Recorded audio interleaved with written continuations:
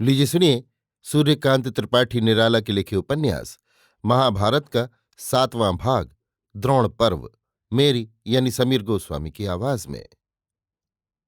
द्रोण का सेनापतित्व।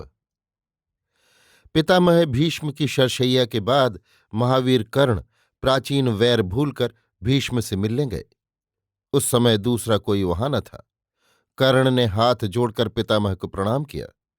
आशीर्वाद देकर भीष्म ने कर्ण को समझाया, ये अवश्यंभावी युद्ध तुमसे रुक भी सकता है और आगे बढ़ भी सकता है। दुर्योधन को ये विश्वास है कि तुम्हारी सहायता से वो पांडवों पर विजय प्राप्त करेगा। लेकिन तुम जानते हो, अर्जुन को परास्त करना दोनों पक्ष में किसी के लिए सहज नहीं। ये ठीक है कि तुम बाण विद्या में अर्जुन से कम नहीं, लेकिन अधिक हो, ऐसा प्रमाण तो तुम अभी तक नहीं दे सके। न चित्ररथ गंधर्व से युद्ध होते समय, न विराट के यहां। फिर अकारण ये युद्ध क्यों मोल ले रहे हो? तुम अगर इनकार करो या समझाओ तो दुर्योधन रास्ते पर आ सकता है, क्योंकि उसे सबसे अधिक तुम्हारे बल पर विश्वास है। फिर पांडव तुम्हारे भाई हैं। तुम अधिरथ के नहीं, कुंती के पुत्र हो। कुंती कुमारी थी तब तुम पैदा हुए थे। लज्जा के कारण उसने तुम्हारा त्याग किया था। तुम अपने भाइयों का संहार करो, ये अच्छा नहीं। भरसक तुम्हें चाहिए कि युद्ध रोको और दोनों दलों में शांति स्थापित करो। कर्ण ने कहा, पितामह, अब विवाद बहुत दूर बढ़ गया है। मैं केवल सूत अधिरथ का पुत्र हूं, जिसने मुझे सेया पाला है। समाज में मैं पतित समझा जाता था। सखा दुर्योधन ने मुझे राजा बनाकर ऊंचा उठाया है, मुझे सब प्रकार से मान दिया दिलाया है।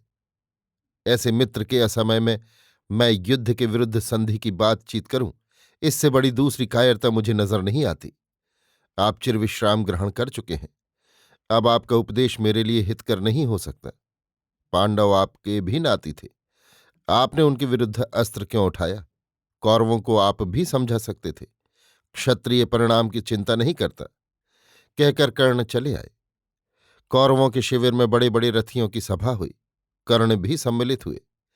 पितामह के पतन का यद्यपि दुर्योधन को शोक था, फिर भी उसका विचार था कि पितामह पांडवों का पक्ष लेते थे और पूरी शक्ति से उनके विरुद्ध नहीं लड़ते थे।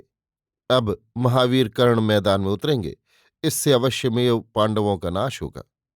इस निश्चय से दुर्योधन को जितना दुख था, उससे अधिक आनंद था।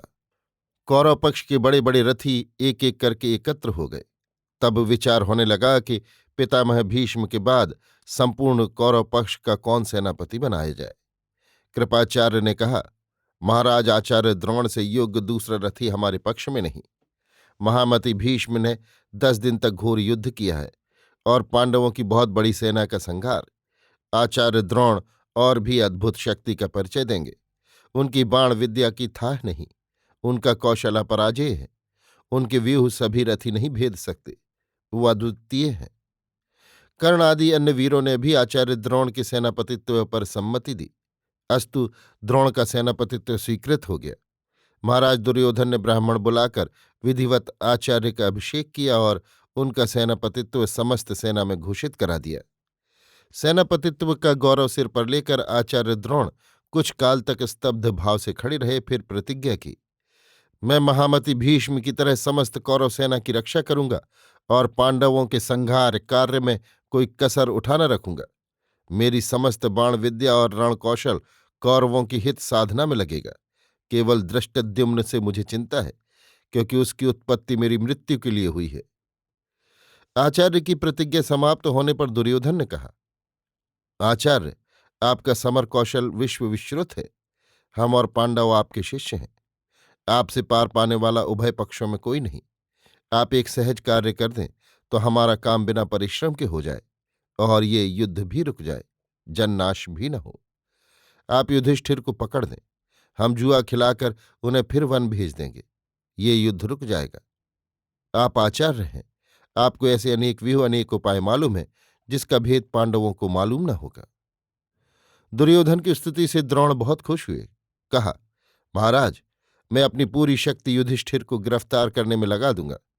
महामति भीष्म की तरह मैं आपकी विजय के लिए हर सूरत अख्तियार करूंगा। आप मेरी तरफ से निश्चिंत रहिए।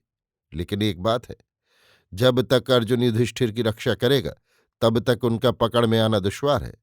अब भी अर्जुन मेरा शिष्य है, फिर भी युद्ध के सभी प्रकार उसे मालूम है। फिर वो महादेव को प्रसन्न कर पाशुपत महास्त्र भी प्राप्त कर चुका है। राजन, अगर अर्जुन को युद्ध क्षेत्र से हटाने का उपाय सफल हो तो संभव है कि धर्मराज युधिष्ठिर पकड़ में आ जाए। आचार्य द्रोण की बात सुनकर त्रिगर्त के राजा सुशर्मा और संसप्तकों ने कहा, अर्जुन को हटा ले जाने की चिंता आप छोड़ दीजिए। कल हम युद्ध के लिए अर्जुन को ललकारेंगे और बढ़ाते हुए दूर ले जाएंगे। उस समय धर्मराज को पकड़ने का उपाय आप कीजिए। युधिष्ठिर को पकड़ने के निश्चय से कौरवों में आनंद की लहरें उठने लगीं। दुर्योधन और दुशासन को मारे उद्वेग के रात को अच्छी नींद न आई। उन्हें सबसे बड़ी प्रसन्नता ये थी कि कल से महावीर कर्ण भी मैदान में उतरेंगे और भीष्म की कमी मालूम न होगी। कारण भीष्म पांडवों का पक्ष लेते थे। पांडव शिविर में भी मंत्रणा सभा बैठी। कृष्ण ने कहा, धर्मयुद्ध महामति भीष्म के साथ हो गया। अब कौरव एक भी उपाय उठा न रखेंगे। कल से कर्ण भी उतरने वाले हैं। उनमें नया जोश है। फलतः युद्ध के क्रियाकलाप कल से अवश्य में बदले नजर आएंगे। हमें पहले से सतर्क हो जाना चाहिए। धर्मराज सरल दृष्टि से श्रीकृष्ण को देखने लगे। अर्जुन ने कहा, मित्र, आपका कहना सत्य मालूम देता है। मेरा भी अनुमान है। अब युद्ध में छल प्रधान होगा। कर्ण और शकुनी सीधी चाल न चलेंगे। हाँ, श्रीकृष्ण सोचते हुए बोले, दुर्योधन अधीर व्यक्ति है। सेनापतित्व के समय द्रोण से उसने अवश्य ही कुछ बड़ी प्रतिज्ञा कराई होगी। द्रोण सीधे ब्राह्मण हैं। प्रशंसा से फूलकर उन्होंने पांडवों के अन्याय विरोध के लिए कोई प्रतिज्ञा की होगी। हमारे विचार से धर्मराज की रक्षा का कल से उत्तम प्रबंध होना चाहिए। भीम को अब जैसे होश हुआ, वो दर्प के साथ सभा के सदस्यों को देखने लगे। कृष्ण ने कहा, भीम और अर्जुन दोनों धर्मराज की रक्षा के लिए उनके दोनों तरफ रहेंगे। यदि किसी कारण एक का अभाव हो तो उस स्थान पर धृष्टद्युम्न और सात्यकी मोर्चा जमाए। किसी भी तरह धर्मराज पकड़े न जाए। पांडव पक्ष ने अपनी रक्षा का इस प्रकार प्रबंध किया। 11वें दिन दोनों ओर की सेनाएं नए उल्लास से मैदान में एकत्र होने लगीं। द्रोण ने सेना का निवेश करके सामने पांडवों की ओर रथ बढ़ाने को कहा। सोने के विशाल रथ पर शोभित आचार्य द्रोण को सेनापति के रूप में देखकर एक बार पांडवों में आतंक छा गया। द्रोण के दोनों ओर दुर्योधन और दुशासन, पीछे जयद्रथ, कलिंग नरेश, कृपाचार्य और कृतवर्मा, दूर एक बगल अश्वत्थामा, दूसरी बगल महावीर कर्ण। कौरव सेना नए उच्छ्वास से उमड़ती हुई समुद्र की तरह बार बार जयध्वनि से गर्जना करने लगी। कर्ण की सूर्य चिन्ह वाली फहराती हुई ध्वजा को देखकर पांडवों के बड़े बड़े वीर भी संत्रस्त हो गए। केवल अर्जुन धैर्य के साथ कौरवों के व्यूह का निरीक्षण कर रहे थे। इसी समय कपिध्वज नंदी घोष रथ को देखकर सुशर्मा और संसप्तक एक ओर से बढ़े। अर्जुन के कुछ दूर पर सात्यकी का रथ था। अर्जुन ने इशारे से सात्यकी को बुलाया। उनके आने पर कहा, आचार्य द्रोण की व्यूह रचना देखकर मालूम दे रहा है कि राजा को पकड़ने की तैयारी की गई है। तुम व्यूह भेद में दक्ष हो, होशियार रहना। हमारी सेना का सेनापतित्व धृष्टद्युम्न कर रहे हैं। देखकर आचार्य द्रोण कुछ चौंकी से नजर आ रहे हैं। ये काम हमारी तरफ से अच्छा हुआ है। वो महाराज युधिष्ठिर के अग्रभाग में बड़े अच्छे रहे। भीम दाहिना पार्श्व रख रहे हैं, लेकिन रथ पर रहकर वो अच्छा युद्ध नहीं कर सकते। रथ छोड़ देने पर धर्मराज का दाहिना पार्श्व कमजोर हो जाएगा। फिर उधर कर्ण है। कर्ण बाण युद्ध करेंगे तो भीम रोक नहीं पाएंगे। रथ छोड़कर गदा युद्ध के लिए विवश होंगे। फलतः धर्मराज का दाहिना पार्श्व टूट जाएगा। बाएं में मैं हूं, पर मैं शायद यहां रह ना पाऊंगा। वो देखो, सुशर्मा का रथ इधर बढ़ता आ रहा है। 7 संसप्तक है। ये मुझे उलझाएंगे। अगर युद्ध करते करते विवश होकर मुझे बढ़ना पड़ा तो धर्मराज का वाम पार्श्व भी टूटा समझो। ये सब उन्हें पकड़ने के लिए किया गया मालूम दे रहा है। नहीं तो सुशर्मा के उतने दूर से बढ़कर इधर आने का कोई कारण नहीं जान पड़ता। केवल तुम हो, सावधानी से धर्मराज की रक्षा करना। परिस्थिति बिगड़ी देखना तो धर्मराज को भागने के लिए विवश करना। निश्चय समझो, कर्ण और द्रोण के बीच में पड़ जाएंगे तो कोई भी उनकी रक्षा न कर सकेगा। वो देखो, सुशर्मा आ गया। तुम अपनी जगह जाओ। सुशर्मा संसप्तकों के साथ बड़ी तेजी से बढ़कर अर्जुन के सामने आया और ललकार कर बोला, अब तक कायरों से लड़ते रहे हो, अभी शूर का मुकाबला नहीं किया। अगर है कुछ हौसला तो बढ़ाओ। खुले मैदान में हमारे तुम्हारे 10-5 हाथ हों, लोग सच्चे नतीजे पर आए। अर्जुन ने वहीं से 2 तीर आचार्य द्रोण को नमस्कार करने के लिए चलाए, जो आचार्य के पैरों के पास जाकर गिरे। आचार्य ने प्रिय शिष्य को आशीर्वाद दिया। कृष्ण ने सुशर्मा के सामने रथ बढ़ाया। दोनों ओर के सेनापतियों के शंख बजाते ही युद्ध छिड़ गया। रथ से रथ, हाथी से हाथी, घोड़े से घोड़े और पैदल से पैदल भिड़ गए। युद्ध नए जोश में आरंभ हुआ। दोनों ओर बड़ी स्फूर्ति थी। क्षण क्षण रणक्षेत्र में हाथियों के बादल उमड़ रहे थे। बाणों की वर्षा से दिग्ज्ञान भूला था। घमासान युद्ध हो रहा था। द्रोण सामने से और कर्ण बगल से आक्रमण कर रहे थे। इन महारथियों की चोटें पांडव पक्ष के रथी नहीं संभाल पा रहे थे। फलतः पांडव सेना धराशायी हो रही थी। सुशर्मा अर्जुन के साथ लड़ता हुआ हटता हटता उन्हें दूर ले गया। कर्ण को सेनानाश के लिए एक बाजू में छोड़कर शल्य आकर भीम से भिड़े। नतीजा जो होना था हुआ। भीम ने रथ छोड़ दिया और गदा लेकर मैदान में कूदे। शल्य भी गदा युद्ध विशारद थे। दोनों में बल परीक्षा होने लगी। इसी समय कर्ण रथ बढ़ाते हुए महाराज युधिष्ठिर की बगल में आ गए। सात्यकी सतर्क थे। उन्होंने कर्ण को रोका। सामने धृष्टद्युम्न द्रोण की मारों से न ठहर सके। उनका सारथी मारा गया और रथ के घोड़े घायल हो गए। इसलिए दूसरा रथ बदलने के लिए वो अपने सहायक के रथ पर चढ़े और युद्ध क्षेत्र से प्रस्थान किया। महाराज युधिष्ठिर अपने भाई नकुल, सहदेव और सात्यकी के संरक्षण में रह गए। कर्ण बुरी तरह बाण बरसा रहे थे। सात्यकी को वार झेलते कठिनता हो रही थी। शकुनी ने रथ बढ़ाकर सहदेव को रोका। अकेले नकुल धर्मराज की सहायता में रह गए। द्रोण पूरे विक्रम से लड़ रहे थे। युधिष्ठिर को ऐसी दशा में देखकर रथ बढ़ाया। युधिष्ठिर एक योद्धा की तरह लड़ने लगे। नकुल सहायता कर रहे थे। सात्यकी अब तक संभलकर कर्ण को पीछे हटाने लगे। सात्यकी की इस समय की वीरता देखने लायक थी। भीम की जगह दाहिना पक्ष लिए हुए सात्यकी कर्ण को जर्जर किए दे रहे थे। बाणों के मारे चारों ओर अंधेरा छाया हुआ था। सहदेव शकुनी से लड़ रहे थे। द्रोण के साथ दुर्योधन, दुशासन दोनों थे और भी रथी थे।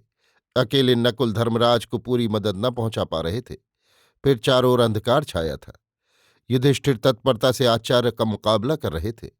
इसी समय पांडव दल में खबर फैली कि धर्मराज पकड़ लिए गए।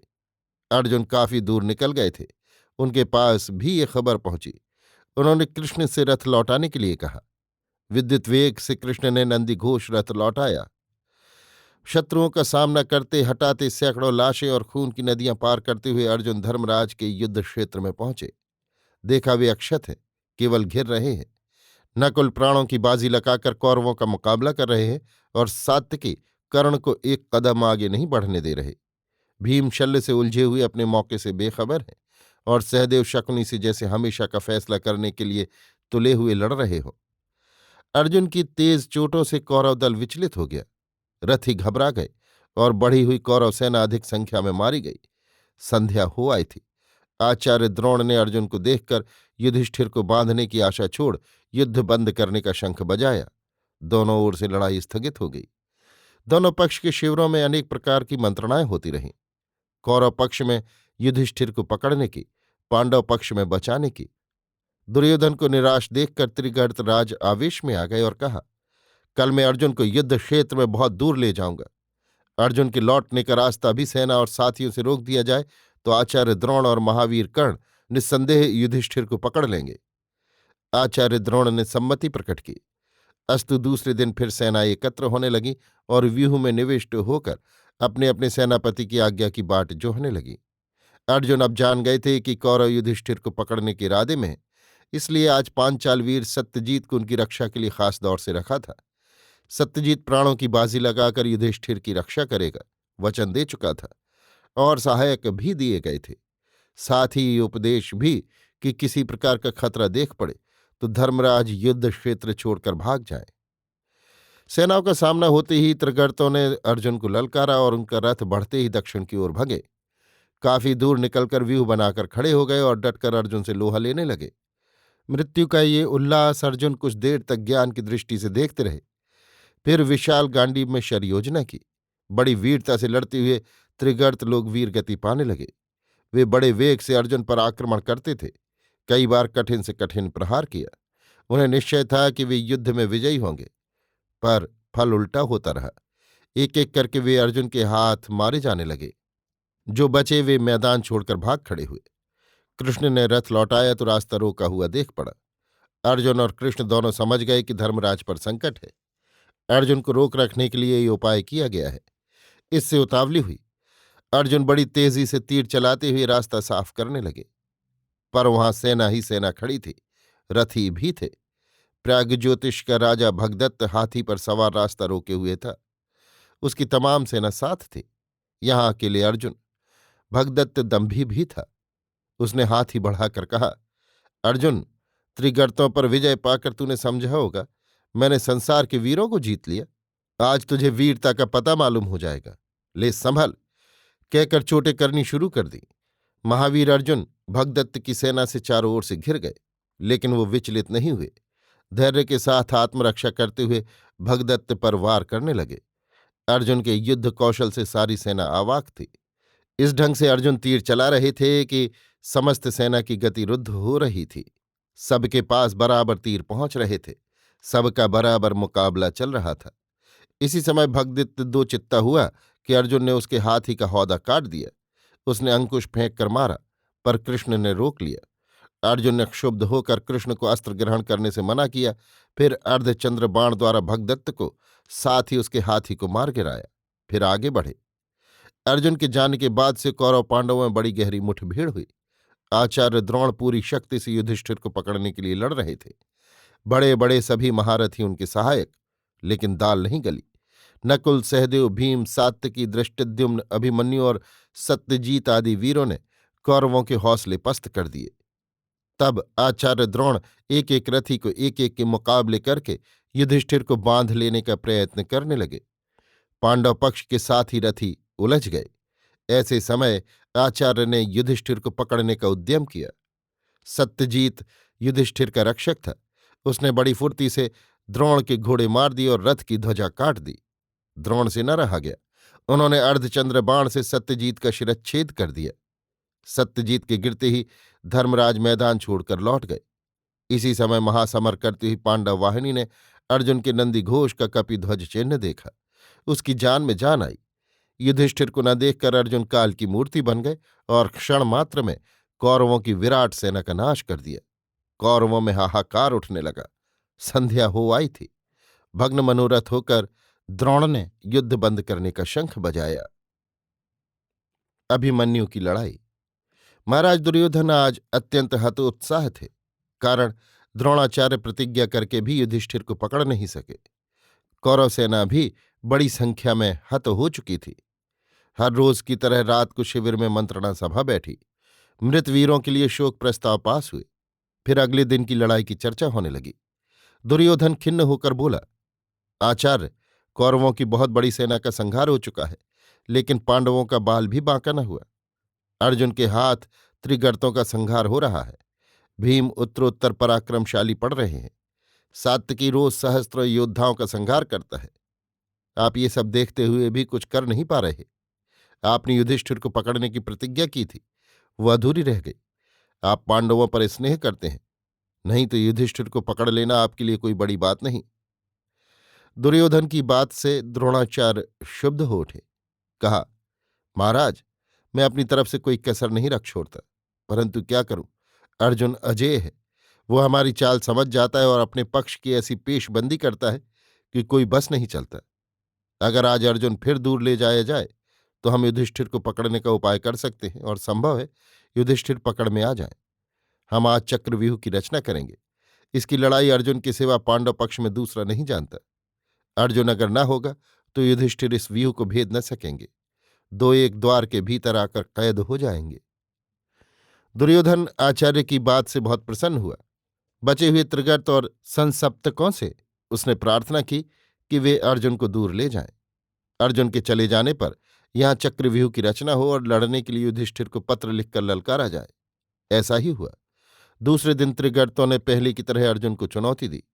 अर्जुन उनके पीछे लगे और भागते हुए त्रिगर्तों के साथ अदृश्य हो गए। तब हरकार्य ने धर्मराज युधिष्ठिर को चक्रव्यूह की लड़ाई लड़ने की चिट्ठी दी। पत्र पढ़कर युधिष्ठिर चकित हो गए। उन्होंने इस व्यूह का नाम भी न सुना था। कृष्ण और अर्जुन नहीं थे। पांडव पक्ष के वीरों को बुलाकर एक एक से उन्होंने चक्रव्यूह की लड़ाई के संबंध में पूछा। सबने इनकार किया। भीम, नकुल, सहदेव, सात्यकी, धृष्टद्युम्न आदि पांडव पक्ष के बड़े बड़े सभी महारथियों ने इनकार किया कि वे उस व्यूह की लड़ाई नहीं जानते। धर्मराज ने सुभद्रा कुमार बालक अभिमन्यु से पूछा, बेटा, तुम अर्जुन के पुत्र हो, क्या तुम चक्रव्यूह की लड़ाई जानते हो? क्या इस युद्ध संकट के समय तुम हमारी रक्षा कर सकोगे? अभिमन्यु ने बड़े दादा को झुककर सादर प्रणाम किया और कहा, दादाजी, मैं माता के गर्भ में था। माताजी को प्रसव पीड़ा हो रही थी। उस समय पिताजी माताजी को बहलाने के लिए चक्रव्यूह की लड़ाई समझा रहे थे। मैं गर्भ से सुन रहा था। 6 द्वार तक की लड़ाई मैंने सुनी। 7वें द्वार की अच्छी तरह न सुन पाया। तब माताजी को फिर से पीड़ा शुरू हुई थी और मैं भूमिष्ठ होने लगा था। आपकी आज्ञा हो तो मैं तैयार हूं। आप युद्ध का आमंत्रण स्वीकार कर लीजिए। भीम ने कहा, बेटा, तुम हमें रास्ता दिखाते चलोगे तो पीछे हम तुम्हारी मदद के लिए रहेंगे। पांडव सेना भी साथ रहेगी। युधिष्ठिर ने चक्रव्यूह भेद का निमंत्रण स्वीकार कर लिया। पांडवों में आनंद का सागर उमड़ने लगा। बड़े समारोह से बालक अभिमन्यु के सिर सेनापतित्व का मुकुट रखा गया। देवी सुभद्रा सुनकर बहुत प्रसन्न हुई। इतनी कम उम्र में इतनी बड़ी वाहिनी का सेनापतित्व उनके पुत्र को छोड़कर आज तक किसी को प्राप्त नहीं हुआ। आज पिता के न रहने पर पुत्र पिता के स्थान को पूरा कर रहा है। पुत्र को युद्ध सज्जा से सजाने के लिए उन्होंने अपने शिविर में बुला भेजा और पार्थ पुत्र श्रीकृष्ण के भांजे को विविध अस्त्रों शस्त्रों से सज्जित कर मुख चूमकर आशीर्वाद देकर विदा किया। अभिमन्यु माता के यहां से चलकर पत्नी उत्तरा के शिविर में मिलने गए। उत्तरा ने भी पति की युद्ध यात्रा का समाचार सुना था। अभिमन्यु को देखकर बड़े प्रेम से उसने गले लगाया और फिर पैरों पड़कर आवेगपूर्ण स्वर में कहा, नाथ, आज रात को मैंने बड़ा भयानक स्वप्न देखा। तुम आज युद्ध के लिए ना जाओ। तुम्हारे पिता जब तक न लौटे तब तक तुम मेरा कक्ष न छोड़ो। मुझ पर दया करो। स्त्री स्वभाव से ही दुर्बल होती है। अभिमन्यु ने कहा, प्रिय, तुम मेरे पिता को जानती हो। पिताजी मेरी ये कायरता कभी बर्दाश्त न करेंगे। जब वो सुनेंगे कि बीड़ा उठाकर मैं स्त्री के कक्ष में छिपा रहा, तब वो वीरों को मुंह नहीं दिखा सकेंगे। दादाजी को कितनी गिलानी होगी। उन्होंने कौरवों का आमंत्रण स्वीकार कर लिया है। मैं भी पांडव वीरों को कैसे मुंह दिखाऊंगा अगर यहां तुम्हारे पास छिपा रहा? मामा जी भी क्या कहेंगे? प्रिय, तुम विश्वास करो, मैं विजयी हुआ तो फिर गले लगूंगा। अगर 7 द्वार न भेद सका तो मेरी कहानी सुनकर तुम गर्विता होगी। महावीर पार्थ पुत्र और कृष्ण भागिने नाम की मैं रक्षा करूंगा। आज कौरव वीरों का बल मुझे देख लेने दो। उत्तरा निरुत्तर थी। अभिमन्यु ने उसका मुख चूमकर शिविर से प्रस्थान किया। बाहर रथ तैयार था, उस पर बैठे। पांडव वाहिनी तैयार थी। बालक सेनापति को देखकर हर्षध्वनि करने लगी। वेग से बालक का रथ कौरव सेना की ओर बढ़ा। आज युधिष्ठिर, भीम, नकुल, सहदेव, सात्यकी, धृष्टद्युम्न आदि महारथी बालक के पार्श्व रक्षक हो रहे थे। वीर बालक चक्रव्यूह के द्वार पर जाकर खड़ा हुआ। बड़े बड़े पांडव वीर उस व्यूह को देखकर स्तब्ध हो गए। कहाँ द्वार है, कैसे भीतर जाना, किस प्रकार लड़ना होगा, किसी की अक्ल में न आ रहा था। बालक ने भीम से कहा, ताऊजी तैयार रहिएगा, ये व्यूह का पहला द्वार है।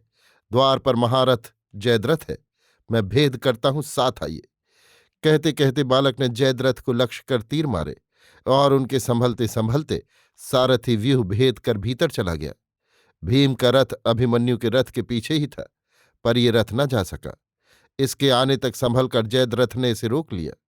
एक साथ पांडव वीरों ने युद्ध करना शुरू कर दिया, पर जयद्रथ से किसी की न चली। कोई व्यूह के भीतर प्रवेश न कर सका। दूसरे द्वार पर द्रोणाचार्य थे। अभिमन्यु को व्यूह भेद कर आ गया देखकर चकित हो गए। धनुष उठाकर उसमें तीर चढ़ा ही रहे थे कि अभिमन्यु ने आचार्य का धनुष काट दिया और बाणों से उन्हें घायल भी कर दिया। जब तक वो संभले तब तक अभिमन्यु का सारथी व्यूह भेद कर रथ लेकर निकल गया। तीसरे द्वार पर महावीर कर्ण थे। अभिमन्यु को देखकर कर्ण के छक्के छूट गए।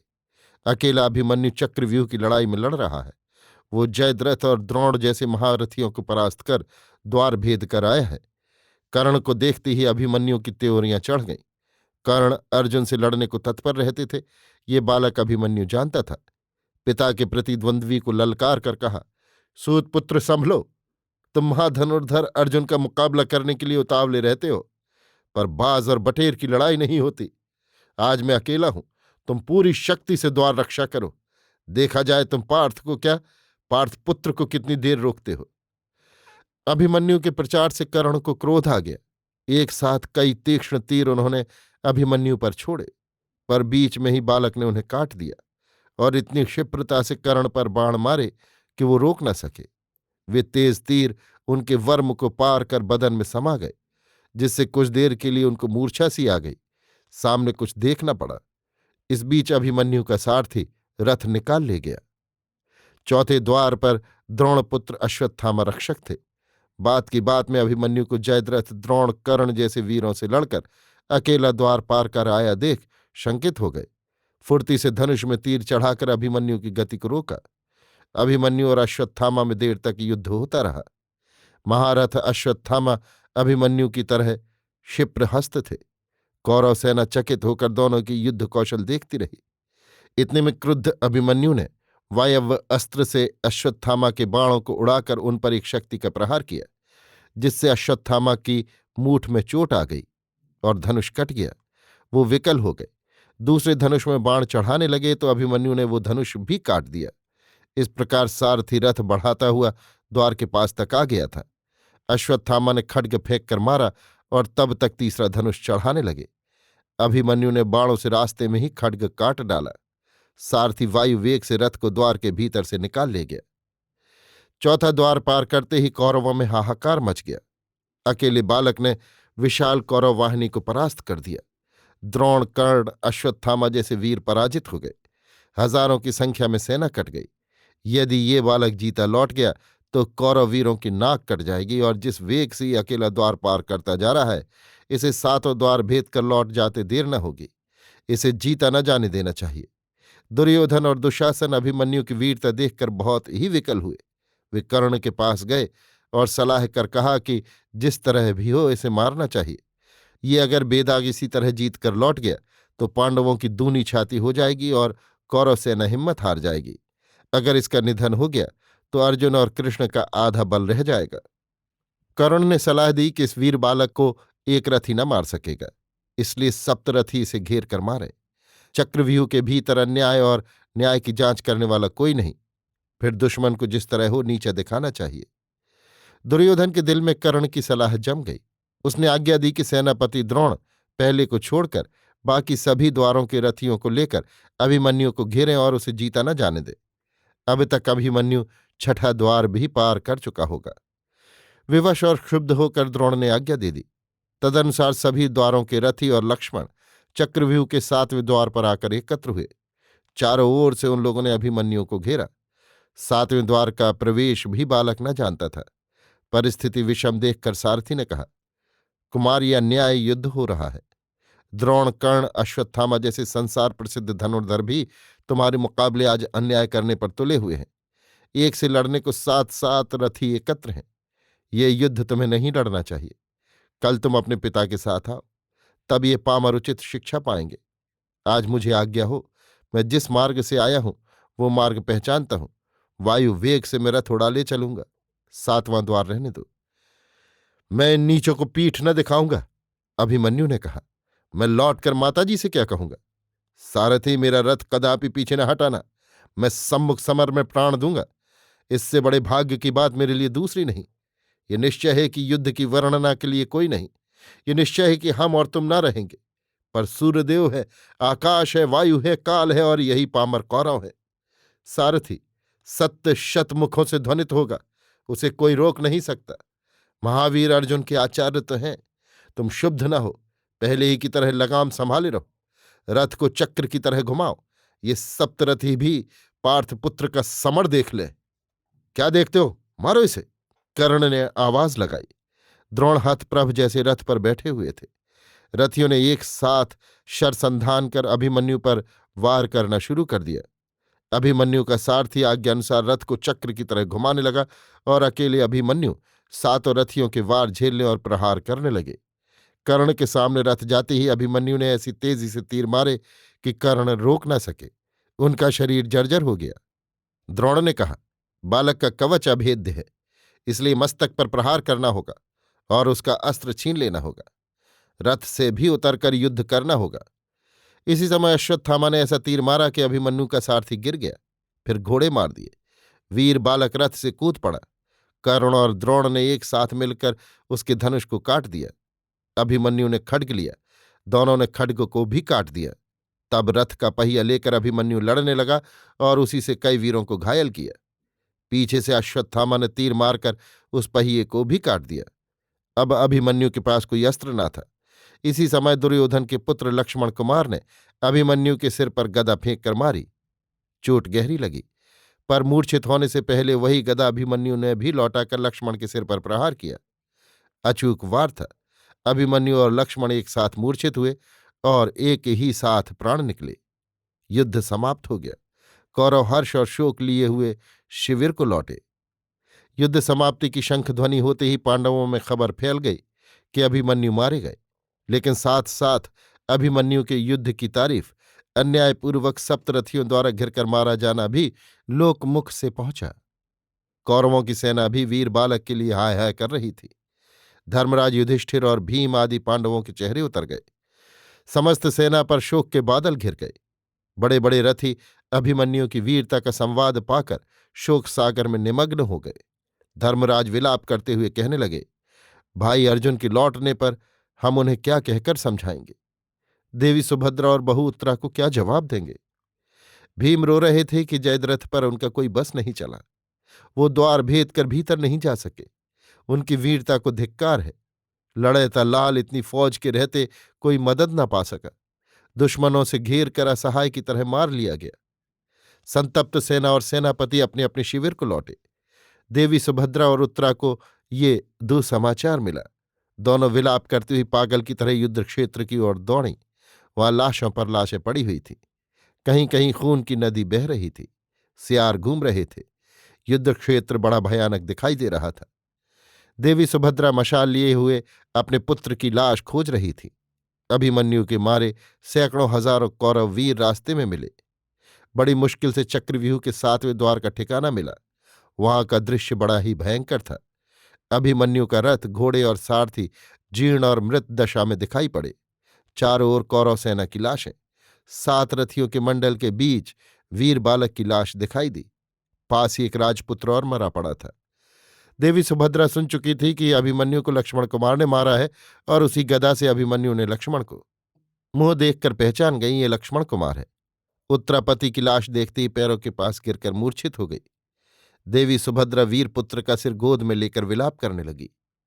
उत्तरा ने सती होने की इच्छा प्रकट की, पर देवी सुभद्रा ने ये कहकर रोक दिया कि तुम्हारे गर्भ है, सती होना उचित नहीं। अब हमारा तुम्हारा उतना वही सहारा होगा। त्रिगर्तों और संसप्तकों को मारकर कुछ रात बीतने पर अर्जुन भी शिविर को लौटे। रास्ते में तरह तरह के अपशकुन हो रहे थे। उन्हें चिंता थी कि कहीं धर्मराज पकड़ न लिए गए हों। आने पर मालूम हुआ कि चक्रव्यूह की लड़ाई में अभिमन्यु ने वीर गति प्राप्त की। पुत्र की वीर गाथा से महावीर पार्थ क्षुब्ध हो उठे।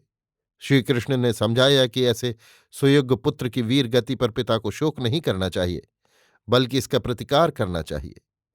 अभिमन्यु को 7 रथियों ने घेर कर अन्यायपूर्वक मारा है, इसका उन्हें उत्तर देना चाहिए। उन्होंने कहा, दुर्योधन का बहनोई जयद्रथ वास्तव में अभिमन्यु की ऐसी मृत्यु का कारण है, क्योंकि वन में पांडवों से लांछित होकर उसने रुद्र की आराधना की थी और वर मांगा था कि वो पांडव विजयी हो। भगवान रुद्र ने कहा था कि अर्जुन को छोड़कर बाकी 4 पांडव तुमसे न जीतेंगे। इसी विचार से चक्रव्यूह के द्वार पर वो रखा गया था। भीम इसीलिए उसे परास्त कर भीतर नहीं बैठ सके। अभिमन्यु को कुछ भी सहायता मिली होती तो उसकी जान न जाती। जयद्रथ के कारण अभिमन्यु की जान गई। ये मालूम कर सबके सामने वीर अर्जुन ने प्रतिज्ञा की, कल सूर्यास्त से पहले अगर मैं जयद्रथ को न मार सका तो अग्नि को अपना शरीर समर्पित कर दूंगा। जयद्रथ वध। अर्जुन की प्रतिज्ञा की खबर आग की तरह दोनों दलों में फैली। दोनों दलों में स्तब्धता छा गई। जयद्रथ दुर्योधन का बहनोई था। खबर शिविरों के सिपाहियों तक ही नहीं, रनिवास तक पहुंची। बड़ी घबराहट हुई। जयद्रथ बहुत डरा। अर्जुन की वीरता वो जानता था। फिर उसे शिवजी से वर पाने के समय मालूम हो चुका था कि अर्जुन अपराजित है। उसने सिंध देश भग जाना चाहा। मारे भय से उसका शरीर कांप रहा था। दुर्योधन ने उसे धैर्य दिया। कहा, उनकी रक्षा के लिए वे पूरी शक्ति लड़ाएंगे। फिर ये भी संभव है कि अर्जुन का ही इस प्रतिज्ञा से खात्मा हो जाए।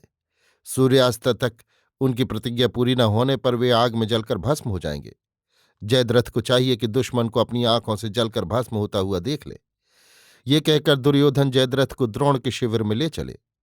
अर्जुन की प्रतिज्ञा द्रोण सुन चुके थे। कौरवराज के साथ उनके बहनोई जयद्रथ को देखकर आने का कारण समझ गए। आदर से दोनों को बैठाला। दुर्योधन ने पार्थ की प्रतिज्ञा की बात कही। द्रोण ने धैर्य देते हुए कहा कि वो भरसक पांडवों से लोहा लेंगे और जयद्रथ के प्राणों की रक्षा करेंगे। कल ऐसा व्यूह बनाएंगे कि जयद्रथ को उसमें खोज निकालना अर्जुन के लिए दुष्कर होगा। और जैसी कि अर्जुन ने एक और प्रतिज्ञा की है कि दुश्मन को अन्याय से जीत कर या छोड़कर वे दूसरे युद्ध के लिए नहीं मुड़ेंगे, वो प्रतिज्ञा अगर अर्जुन ने नहीं तोड़ी तो तमाम दिन अकेले द्रोण अर्जुन से लड़ेंगे, वही व्यूह के द्वार पर रहेंगे। सुनकर दुर्योधन और जयद्रथ को आश्वासन हुआ। वे आचार्य को प्रणाम कर वहां से उठकर कर्ण के पास गए। कर्ण ने भी मित्र को धैर्य दिया। पांडवों के शिविरों में भी कोलाहल और शंका थी। महाराज युधिष्ठिर बहुत घबराए थे। भीम भी चिंतित थे। सेना और सरदार सब दहले हुए थे। श्री कृष्ण ने सुभद्रा और उत्तरा को समझाकर पांडवों और सेना नायकों को आश्वासन दिया। दूसरे दिन की लड़ाई का नक्शा तैयार हुआ। उस दिन रात को पांडवों में किसी की आंख नहीं लगी। 14वें दिन की लड़ाई शुरू हुई। आचार्य द्रोण ने शकट व्यूह नाम के व्यूह में सेना का निवेश किया और जयद्रथ को बीच में रखा। व्यूह के एक एक द्वार पर कौरव पक्ष के एक एक महारथी थे। प्रवेश द्वार पर स्वयं द्रोण, दुर्योधन के भाई दुर्मर्शन और दुशासन द्रोण के पार्श्व रक्षक थे। सुविन्यस्त पांडव वाहिनी आगे बढ़ी। सामने नंदी घोष रथ, अर्जुन बैठे हुए, सारथी कृष्ण। पांडव सेनापतियों के हृदय में अपूर्व आवेग। दोनों ओर से शंख बजने लगे। युद्ध का स्वागत हुआ। अर्जुन कुछ देर तक कौरवों के व्यूह को देखते रहे। समझकर दायां बाजू आक्रमण करने के इरादे से कृष्ण से रथ बढ़ाने के लिए कहा। दुमर्शन सामने आया, लेकिन क्रुद्ध अर्जुन के प्रहार सह न सका। देखते देखते भाग गया। तब दुशासन आए। धनुष उठाते ही अर्जुन ने काट डाला और एक साथ ही कई तीर मारे। दुशासन का वर्म छेद कर 2-3 तीर छाती में लगे। सारथी खेत छोड़कर उन्हें ले भागा। अब अर्जुन का रथ व्यूह के द्वार पर आया। आचार्य द्रोण द्वार रक्षक थे। अर्जुन को आया देख धनुष उठाकर वे द्वार की रक्षा में लगे। ललकार कर अर्जुन पर तीर छोड़े और कहा, अर्जुन, तुम्हारी यही बहादुरी में आज देखना चाहता हूं कि तुम व्यूह का द्वार भेद कर जाओगे। तुम प्रतिज्ञा कर चुके हो कि लड़ते हुए कटकर भागोगे नहीं। आचार्य ने अमित पौरुष से अर्जुन को रोका। दोनों में घनघोर युद्ध छिड़ गया। एक दूसरे के तीर काटते हुए वार कर रहे थे। अर्जुन आज बड़े ही उद्यत थे, लेकिन द्रोण अर्जुन की हर सूरत व्यर्थ कर देते थे। लड़ते लड़ते काफी देर हो गई। तब कृष्ण ने अर्जुन से कहा, पार्थ, दिन का दूसरा पहर पूरा हुआ चाहता है। अभी तक तुम व्यूह भेद नहीं कर सके। आचार्य से कटकर जाने में हार या हेठी नहीं होती, प्रतिज्ञा भी नहीं टूटती।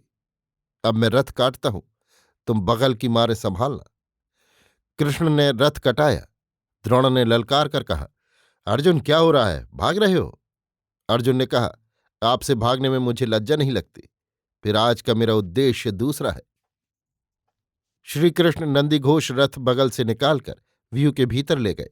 देखते देखते रथ अदृश्य हो गया। राह के एक के बाद दूसरे द्वार तोड़ते प्रवेश करते हुए अर्जुन बहुत दूर निकल गए। वहां से शंख की आवाज भी न सुनाई देने लगी। तीसरा पहर ढलने को हुआ। एकाएक युधिष्ठिर को चिंता हुई। मलिन होकर उन्होंने सात्विकी से कहा, सात्विकी, तुम वीरों में बढ़कर हो, फिर अर्जुन तुम्हारे उस्ताद हैं। नंदीघोष को भीतर ले गए। एक पहर हो गया। अब न रथ की ध्वजाएं देख पड़ती हैं, न शंख की आवाज सुन पड़ती है। बड़ी चिंता हो रही है। आज पार्थ की भीषण प्रतिज्ञा का दिन है, लेकिन हम लोग इतनी सेना के साथ उनकी मदद नहीं कर सकते। संकट पड़ने पर सहारे को कोई नहीं, तुम बढ़कर देखो ना। सात्विकी ने कहा, महाराज, मुझ पर आपकी रक्षा का भार है, नहीं तो मेरा जी भीतर बैठने को ही हो रहा है। युधिष्ठिर ने कहा, मेरी चिंता न करो, भीम, नकुल, सहदेव आदि मेरी रक्षा के लिए बहुत है।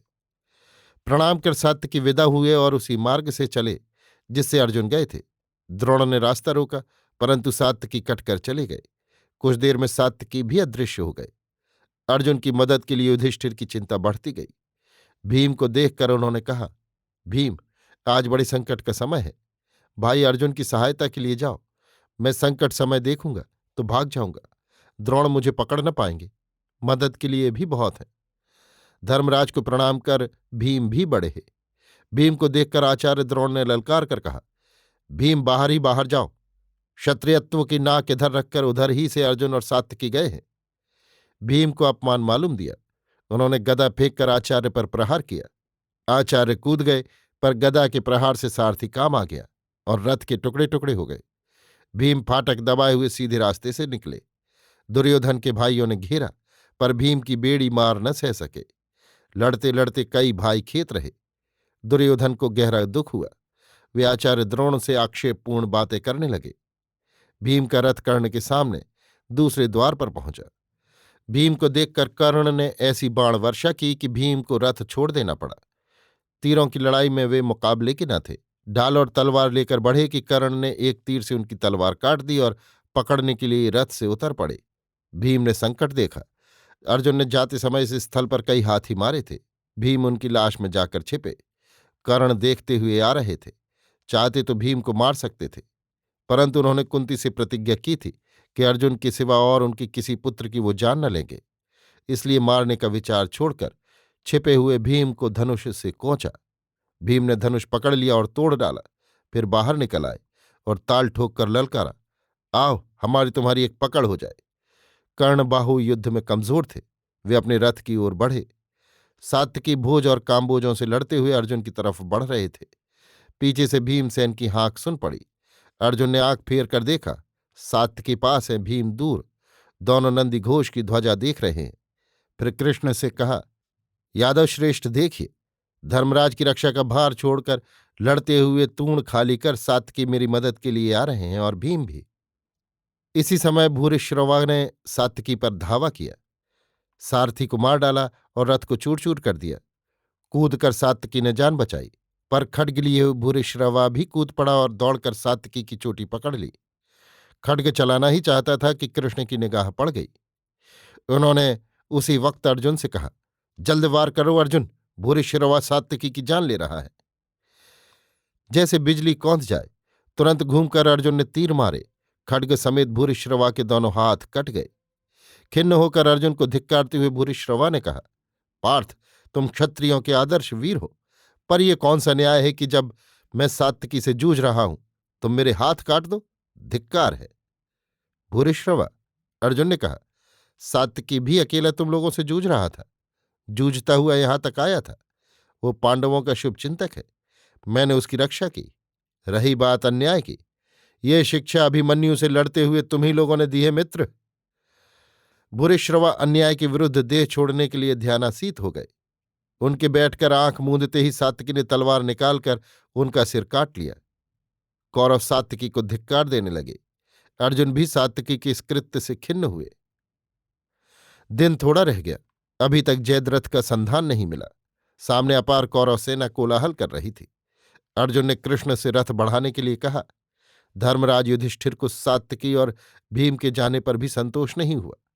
उन्होंने युधामन्यु और उत्तमौजा को भेजा।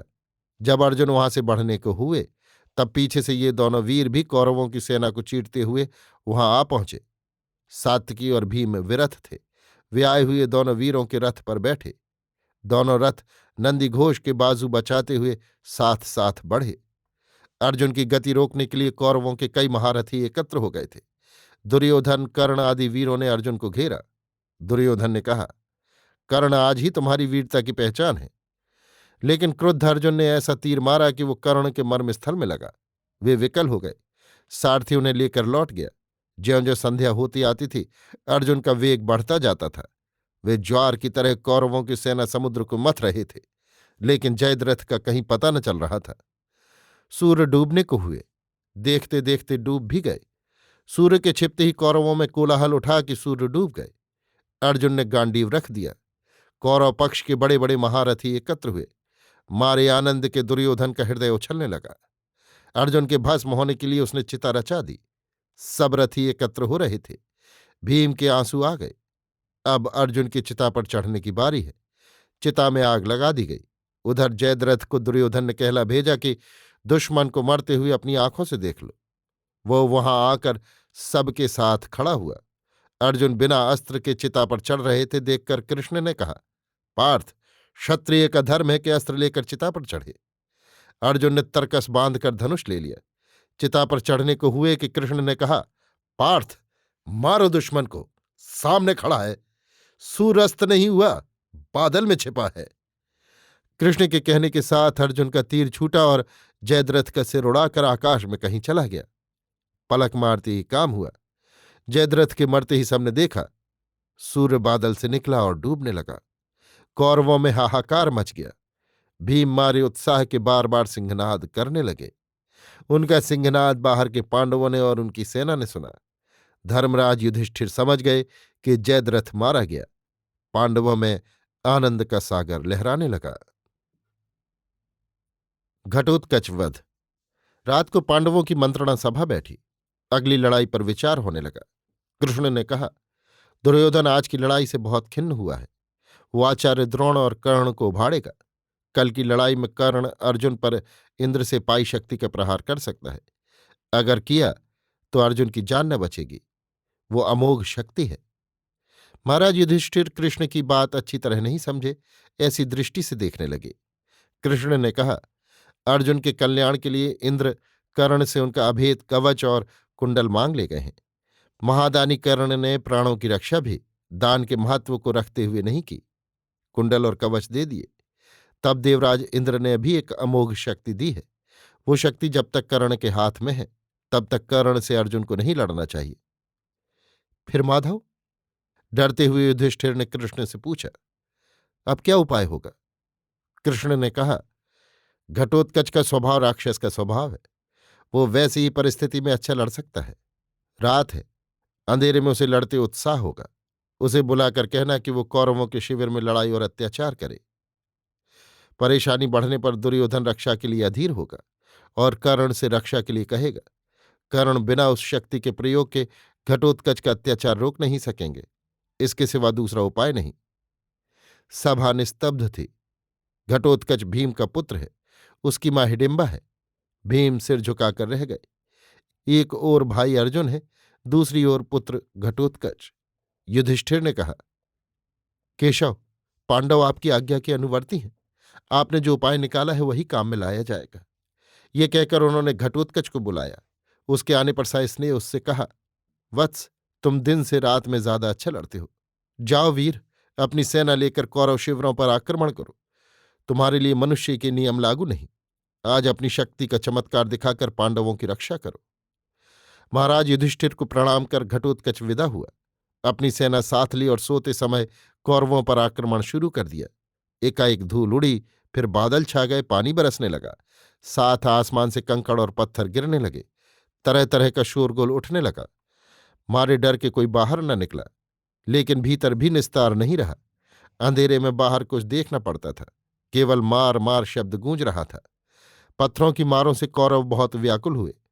दुर्योधन इस उपद्रव का कारण कुछ न समझ सके। उनका शिविर कर्ण के शिविर के पास था। कर्ण के पास गए और इस आपत्ति से सेना को बचाने के लिए कहा। कर्ण ने कहा, आज धैर्य रखकर पड़े रहिए, कल मैं अर्जुन के प्राण लूंगा। दुर्योधन ने कहा, आज ही सबके प्राण निकल जाएंगे, कल का मुंह कौन देखेगा? आज किस आपत्ति से बचाओ, कल की कल देखी जाएगी। दुर्योधन को बहुत अधीर देखकर कर्ण इंद्र की दी शक्ति लेकर बाहर निकले और उसका प्रयोग किया। शक्ति अमोघ थी। घटोत्कच की लगी। वीर धराशायी हो गया, उसके प्राण निकल गए। दुर्योधन प्रसन्न हो गए। कर्ण को साधुवाद दिया। कर्ण की शक्ति पर भरोसा हुआ। शिविर में निश्चिंत होकर आराम करने लगे। घटोत्कच की मृत्यु का संवाद पांडवों को मालूम हुआ। धर्मराज आंसू भरकर रह गए। भीम उस रात नहीं सोए। द्रुपद, विराट और द्रोण का निधन। सुबह दोनों दल लड़ने के लिए सजकर तैयार हो गए। रात के आक्रमण से कौरव विचलित थे। खूंखार बाघ की तरह पांडवों पर टूटे। द्रोणाचार्य ने अपनी सेना के दो भाग किए थे। आधे में वे थे, आधे में कर्ण। आज द्रोण को भी क्रोध था। रात वाले आक्रमण पर वे पांडवों को क्षमा नहीं करना चाहते थे। बदला भी पांचालों से चुकाना था। वे अबाध गति से पांडवों की सेना से रास्ता निकालकर बढ़ने लगे। उनके क्षिप्र प्रहारों से सैकड़ों वीर और हजारों सिपाही काम में आए। चारों ओर त्राही त्राही मच गई। कोई भागा भी नहीं बचता था। व्यूह टूट गया। सिपाही रक्षा के लिए सेनापतियों की ओर करुण दृष्टि से देखने लगे। द्रोण का आक्रमण देखकर युधिष्ठिर ने कहा, कृष्ण, आचार्य आज साक्षात यम बन रहे हैं। जयद्रथ के वध के बदले यदि द्रोण और कर्ण का वध हुआ होता तो पांडव सेना अधिक निश्चिंत हुई होती। इनके मरने पर दुर्योधन ने जरूर संधि की सोची होती या मैदान छोड़कर वन का रास्ता नापा होता। कर्ण को बढ़ता हुआ देखकर कृष्ण नंदी घोष रथ दूसरी ओर बढ़ा ले गए। युधिष्ठिर द्रोण का सामना करने के लिए बढ़े। द्रुपद और विराट युधिष्ठिर के पार्श्व रक्षक हुए। इन्हें देखकर द्रोण का क्रोध दूना बढ़ गया। द्रुपद और विराट के मारे हुए तोमर और प्रास अस्त्रों को काटकर दिव्यास्त्रों से द्रोण ने दोनों की जान ले ली। सेना में हाहाकार मच गया। अर्जुन ने कर्ण के पास पहुंचने से पहले युधिष्ठिर के पास पहुंचना आवश्यक समझा। रथ घूमा। द्रुपद के मरने पर पांचाल सेना द्रोण पर टूट पड़ी, साथ ही धृष्टद्युम्न। लेकिन द्रोणाचार्य का समर बड़ा भयंकर था। उनके चेहरे से रह रहकर जैसे आग निकल रही थी, जैसे प्रलय का सूर्य तप रहा हो। हाथों से अविराम तीरों की वर्षा हो रही थी। अव्यर्थ शरसंधान सेना और सेनापतियों के प्राण ले रहा था। द्रोण अप्रतिहत गति से पांचालों का निधन करने लगे। आचार्य के द्वारा लाखों की संख्या में सेना काम आ रही थी। युधिष्ठिर देखते हुए चिंतित हो गए। द्रोण को मारे ऐसी शक्ति अर्जुन के सिवा दूसरे में न थी। युधिष्ठिर सोच रहे थे, आचार्य समझकर अर्जुन द्रोण के प्राण नहीं लेगा, पर द्रोण के रहते कल्याण नहीं। क्रमशः पांचालों और पांडवों की सेना का नाश बढ़ रहा है। देखकर कृष्ण ने सोचा, अब द्रोण का निधन आवश्यक है, नहीं तो युद्ध का परिणाम उल्टा होना चाहता है। सोचकर उन्होंने अर्जुन से कहा, आचार्य के कान में ये बात डाल देनी है कि अश्वत्थामा का प्राणांत हो गया। अर्जुन ने कहा, झूठ? कृष्ण ने कहा, नहीं, सच। अवंतीराज के हाथी का नाम अश्वत्थामा है। भीम उसे मारकर आ रहे हैं। कृष्ण ने युधिष्ठिर के पास रथ ले जाकर कहा, अगर द्रोणाचार्य आपसे पूछे कि क्या अश्वत्थामा हत हो गया तो आप कह दीजिएगा हाँ, अभी अश्वत्थामा नाम के हाथी को मारकर भीम आ रहे हैं। बात की बात में हल्ला मचा। अश्वत्थामा मारा गया, अश्वत्थामा मारा गया। द्रोण सुनकर विचलित हुए, लेकिन एकाएक विश्वास नहीं हुआ। युधिष्ठिर पास थे। रथ बढ़ाकर उन्होंने युधिष्ठिर से पूछा। युधिष्ठिर ने कहा, हां, अश्वत्थामा मारा गया, नर नहीं, कुजर। पहला वाक्य खत्म होते ही नर के उच्चारण के साथ साथ कृष्ण ने शंख बजा दिया। द्रोणाचार्य आगे का वाक्य नहीं सुन पाए। वो उदास हो गए, फिर गले से धनुष टेक कर रोने लगे। आंसुओं की धारा बंध गई। आंसू धनुष के गुण पर बहने लगे। इसी समय कृष्ण ने कहा, पार्थ, देखो, सर्प चढ़ रहा है, द्रोणाचार्य को काटेगा, मार दो इसे। गुण से लिपटे झलमलाते कांपते आंसू अर्जुन को सर्प से दिखाई दिए। उन्होंने उसी समय बिना अच्छी तरह देख के तीर छोड़ दिया। तीर सांप को क्या लगा, उससे धनुष का गुण कट गया और डंडा सीधा होने के लिए उछला और आचार्य के गले में छिद गया। इसी समय द्रुपद का बेटा धृष्टद्युम्न तलवार लेकर वहां पहुंचा और द्रोणाचार्य का सिर काट लिया। द्रोण के हत होते ही चारों ओर हाहाकार मच गया। खबर अश्वत्थामा के पास भी पहुंची। सुनकर उन्हें बड़ा सोच हुआ। उनके विश्वविख्यात आचार्य पिता धोखे से धृष्टद्युम्न के हाथों मारे गए। वो महावीर थे, महारथ। उनके मुकाबले का वीर अर्जुन के सिवा दूसरा न था, दोनों पक्षों में। जैसे अर्जुन कुछ खास बातों में अश्वत्थामा से बढ़कर थे, वैसे ही अश्वत्थामा कुछ खास बातों में अर्जुन से। दिव्यास्त्र अश्वत्थामा के पास भी कई थे। पांडवों की सेना का बेशुमार संहार होने लगा। अश्वत्थामा की वो कराल मूर्ति देखकर सेना भागती हुई भी न बची। इसी समय अश्वत्थामा ने नारायण अस्त्र पांडवों पर चलाया। उस चोट की बचत किसी को न मालूम थी। अस्त्र के सामने देवता भी न ठहर सकते थे। उसके छूटते ही चारों ओर से जैसे जलवृष्टि होने लगी। बिजली सी कड़की। चारों ओर अंधेरा छा गया। त्रास फैल गया। इसका प्रतिकार सिर्फ कृष्ण को मालूम था। उन्होंने हाथ उठाकर कहा, सेना में जितने आदमी हों, अस्त्र छोड़कर सिर झुका लें। अर्जुन आदि वीरों ने ऐसा ही किया, लेकिन भीम ने ऐसा नहीं किया। वे गदा लिए सामने डटे रहे। तब कृष्ण रथ से कूद पड़े और जबरन भीम की गदा छीन ली और अपने हाथों से दबाकर सिर झुका दिया। अस्त्र को व्यर्थ हुआ देखकर भी अश्वत्थामा विरत नहीं हुए और दूने दर्प और क्षिप्रता से पांडवों की सेना मारने लगे। आज अश्वत्थामा के मुकाबले आते बड़े बड़े वीर दहल गए, मार खा गए, भाग गए। देखकर अर्जुन ने मोर्चा लिया, कहा, अब तुम कुछ देर मेरा भी सामना करो। अश्वत्थामा जले हुए थे और जल गए। उसी वक्त आग्नेय अस्त्र का संधान किया और कृष्ण और अर्जुन को लक्ष्य कर छोड़ दिया। अस्त्र के निकलते ही आकाश को व्याप्त कर चारों ओर आग पैदा हो गई। एक एक के भीतर से निकलती हुई तीरों का बादल छा गया। इस अस्त्र की आग में पांडवों की एक अक्षौहिणी सेना भस्म हो गई। अर्जुन ने ब्रह्मास्त्र छोड़कर इसकी शांति की। अब तक संध्या हो गई थी, लड़ाई बंद हो गई। अभी आप सुन रहे थे सूर्यकांत त्रिपाठी निराला के लिखे उपन्यास महाभारत का 7वां भाग द्रोण पर्व, मेरी यानी समीर गोस्वामी की आवाज में।